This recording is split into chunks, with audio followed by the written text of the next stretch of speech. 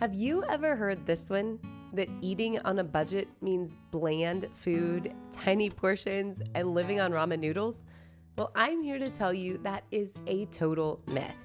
Today, I'm going to break down 3 practical strategies that'll prove that you can eat well and save money. We're going to talk about how batch cooking really lowers cost per serving, the smart ingredient swaps to cut prices without sacrificing nutrition, and the hidden power of seasonal eating, which is fresh flavors at their cheapest. Stick with me because by the end of this video, you'll walk away with some meal strategies that are simple, realistic, and actually doable for everyday life.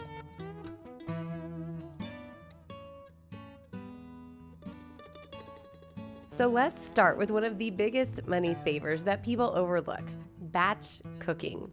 I know it sounds intimidating, but when you see the numbers and how easy it is, you'll realize it's one of the simplest ways to cut your food bills. When I think of batch cooking, I also think of batch buying or buying in bulk. So today I want to start by shopping at Sam's. We got some chicken thighs, which were $1.28 a pound, instead of buying them at Walmart, which would have been $2.58 a pound. Now, I don't know if you heard that right, but it is over $1.30 savings. That's a 50+% savings just by buying more at a time and shopping at another location. One way to save huge with that is to not buy individual served items like I just showed you at Walmart. No canned chili. Oh my goodness, it's actually over twice as much when you're buying it in the can. Plus, of course, it's not as fresh with a lot of other preservatives. So make your chili at home. Adding up all of the ingredients that went into this pot of chili, making it at home would have cost me $8.66 for this full pot. But if I would have bought that many cans from the store to have the exact same quantity, it would have been $18.87. That's a savings of over 50%. Putting that $10 back in my pocket is an awesome way to do it. And if you're a single serve person and you don't have a large family at home, this freezes so well. So make a great big batch just like this, and you can freeze it in those 15-ounce portions if the cans are your favorite, or if you usually don't use all of the can, freeze it in something smaller and customize it to your own needs.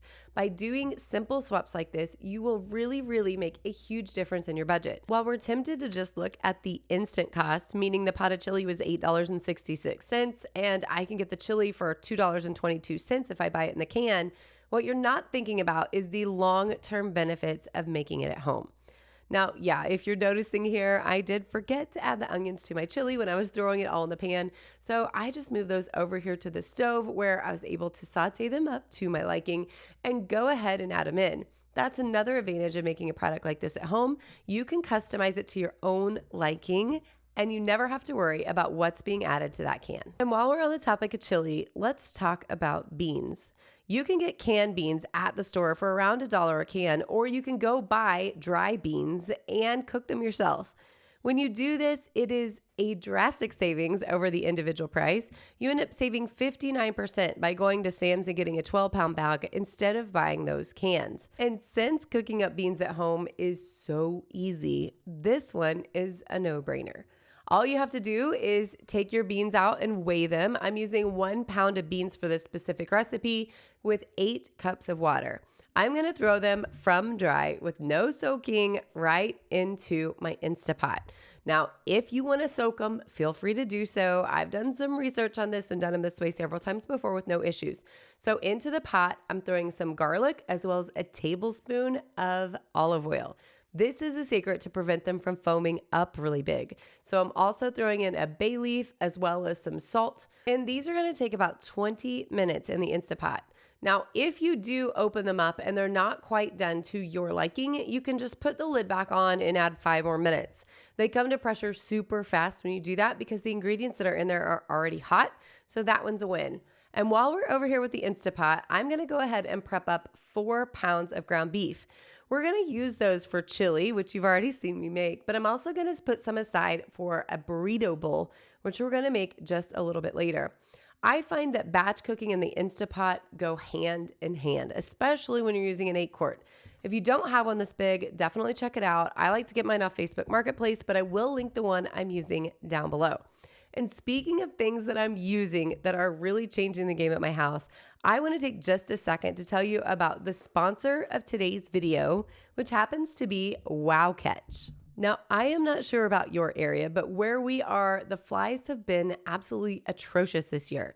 And I was looking for something that would be chemical-free and pesticide-free, so I knew it would be safe for my kiddos. Needless to say, I'm not super big up on having a fly strip hanging from my kitchen light fixtures, so this seemed to be like a great alternative. If you have been blessed like we have with fruit flies, house flies, gnats, and more this year, you might want to consider grabbing a WowCatch. Check out this strip. All you have to do is put the tacky glue strip right inside the base unit, slide the plug-in portion back into the device, and pull off the blue side to where the stickiness can't get to work. Now, the cool thing about WowCatch is it works 24/7, bringing all of the flying creatures right into the device, specifically working really well at night when it's all dark in the home. Along with the actual device itself, you're actually going to get 4 of the glue cards inside your package, so you can kill bugs after bug after bug without worrying about buying anything new. If you are interested in grabbing a WowCatch for your kitchen, your bathroom, your garage, or more, make sure to check my link in the description. You'll get an exclusive discount from WowCatch themselves. So click that link, go to their website, and get your WowCatches on their way today. Thank you again to WowCatch for sponsoring today's video. And now let's jump back into the next myth when it comes to budgeting for meal strategies, which is to make smart swaps. The great news is eating healthy does not mean you need to purchase the most expensive ingredients, and there are a lot of great substitutions you can make to really help you save money along the way. Take these chicken breasts, for example, $2.77 a pound for the breast, or you can cut that in half by going with thighs or drumsticks. Now, our personal feeling is that you're going to get way more flavor going with a thigh or drumstick, and I've also noticed that it fills up my family way faster than the same amount in a chicken breast. So keep that in mind when you're thinking about your overall budget. Another great one is fancy cheeses. You can always go with a budget version and just pick up some regular old shredded mozzarella from the store or cheddar to your liking. My personal favorite way to save on cheese is to buy a 5-pound block, which I've noticed isn't something that you can grab at Walmart. The one I'm using here comes from Azure Standard. It is an organic raw cheddar. It's really delicious. Costs a little bit more than what you're probably looking for if you're looking for budget options, but it is a great savings over buying the individual 8-ounce blocks by buying it in a larger chunk. So if you are looking for a great way to save money on your cheese, go ahead and shred it yourself. Not only does it save you money and stay fresher longer in your refrigerator, but it cuts out the fillings and the preservatives that keep it from sticking together when it's inside your bag.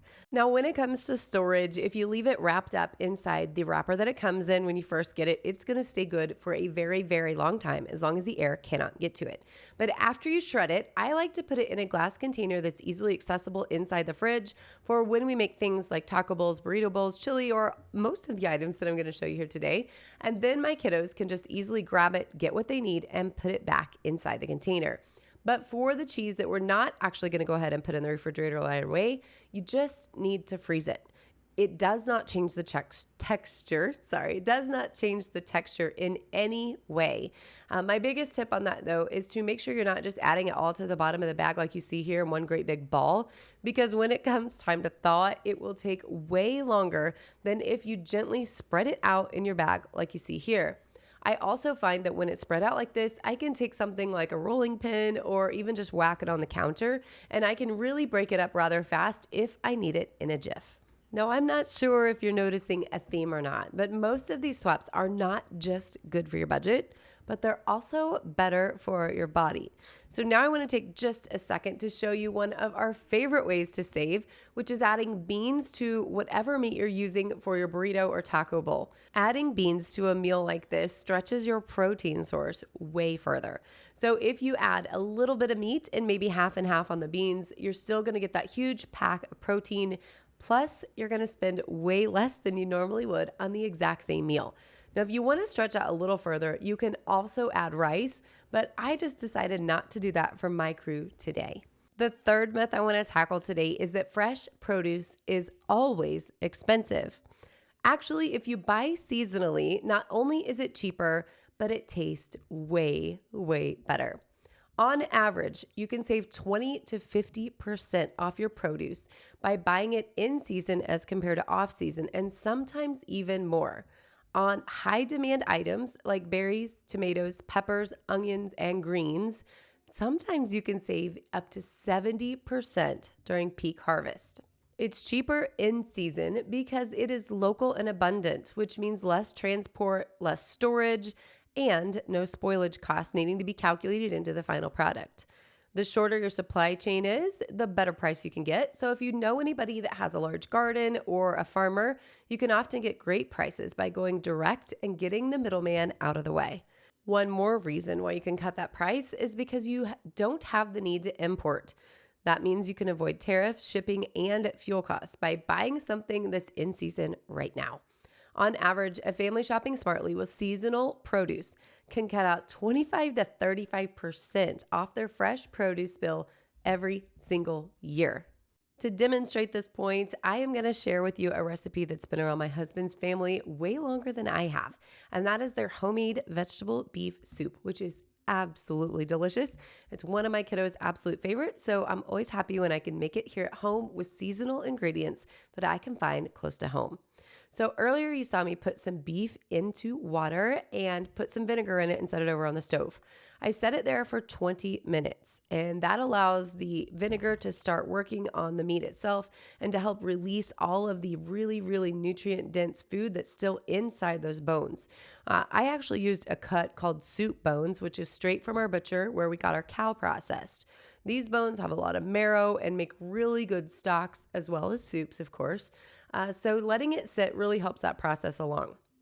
After it sat for 20 minutes, I went ahead and turned on the flame to bring it up to a boil while I was chopping up all the vegetables to go in. Now here I have carrots, onions, and celery, along with some cabbage, which is an absolute must if you're making this soup. Don't try to skip the cabbage. It adds so much flavor and a really nice texture, but you really don't need that much when you're using cabbage. So a little bit goes a long way. You can put the rest of the head away and use it for another process down the road. My personal favorite, or my kids' favorite, is just to roast it off in the oven. So it's a great way to get multiple dishes out of the same ingredient. To this mix, I'm gonna go ahead and add some tiny potatoes that I got out of my garden. If you've ever grown potatoes, you know that oftentimes you get a ton that are like, I don't know, smaller than a golf ball. So not something that would be very large, and they're really, really great to add to soups like this. So everything that you see here, plus the potatoes, which you'll see in a minute, and then at the very end, once it's all done or about all done, I'm gonna add in a little bit of corn just to add a little bit of crunch at the end. To this mix, I'm also adding a quart of tomato sauce plus a little bit of Worcestershire, and make sure to salt it to taste. You cannot go wrong by re-examining your flavorings all throughout the process, because otherwise you might end up with something that's a little too bland, and that's the last thing that you want with something this delicious and nutritious. Now this is gonna sit on the stove and boil all day long until that meat falls off of the bone and I can just poke the marrow out of the middle. And with that, I have not only made a great soup, but I've also batched it to where I have enough to put away, whether I wanna freeze it or put it in the canner for a meal in the future. So all of this cooking took me 2 hours. I was able to put together 4 delicious meals, which I'll show you here momentarily, and do it all well under budget. So we just busted 3 of the biggest myths when it comes to food on a budget. It doesn't have to be boring, skimpy, or unhealthy. By batch cooking, making smart swaps, and sticking to seasonal produce, you can save a ton of money while putting really delicious, satisfying meals on the table. Now it's your turn. Make sure to drop your favorite suggestions below if you have any more that are awesome for the budget. And if you found this helpful, make sure to hit the like button and search for the new hype button. I would love for this one to get hyped. Thanks for stopping by, friends, and I'll see you back soon.